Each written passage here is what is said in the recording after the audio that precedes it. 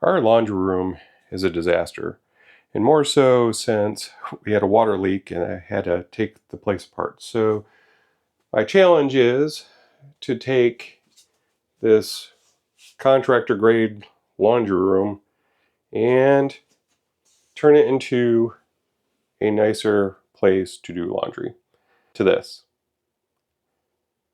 So let's go ahead and get started. All right, so what I did was I measured my wall.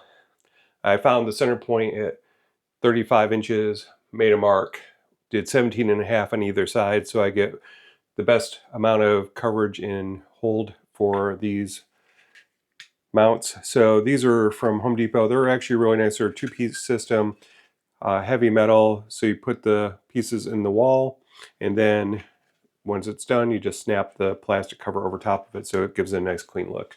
So, and should resist dirt and garbage being in the laundry room. So I'm using wall anchors. I like these because they're self-tapping. There's a lot of electric in this wall. I don't want to take the chance trying to put screws straight in to an electric channel, so I'm not trying to hook it right to the studs. So for what this is, these are rated for 50 pounds a piece. It'll be fine. So I'll have 2 in each, and then I have screws into the bottom of the melamine shelves, and we should be all set.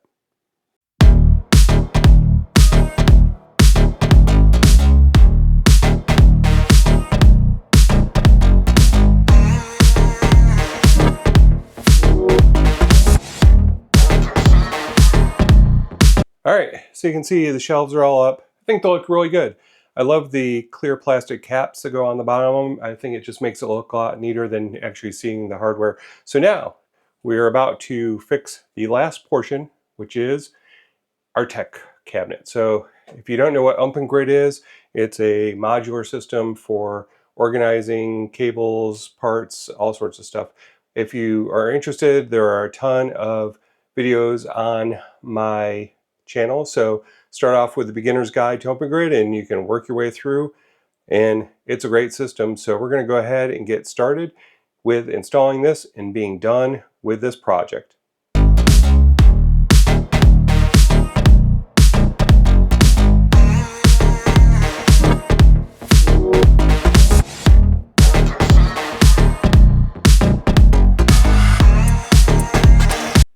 So I am pretty happy with this. Got the mesh router, got the internet, which my modem died while I was doing this, so I've got to go get a new one. Got the Windex up there, got paper towels and my drain cleaner, and then down at the bottom I've got the power supply. Really like that version because you can screw it directly into the wall, so you don't need to have a mounting system for it. So I find that to be helpful. So there you go.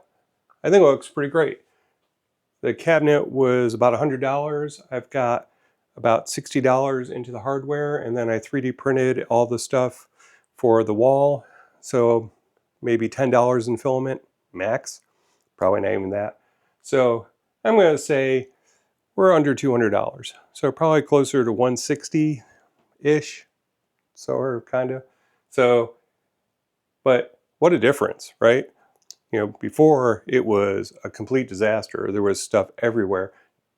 We've got an enclosed closet where you can put all of the supplies you need for laundry and other things you don't want to look at. We've got built-in shelves, so we went from 1 to 2, and it's not the wire mesh that everybody hates that stuff falls through and knocks over. So we've got a really nice setup there. And then we've got our tech hub all set. You know, I think overall, it's a really good deal. So the only thing I would do different, and I may, is I had to leave the coax cable out in from the underwear setup, and it was going to be involved with having to reprint a whole bunch of stuff, which I may end up doing, but I first of all need to see what the new modem looks like so I can replace it. It's always something. All right, so this one is hatched. Let's go fly the next one. Thanks for joining me. We'll see you next time on Distracted Dragon Makes.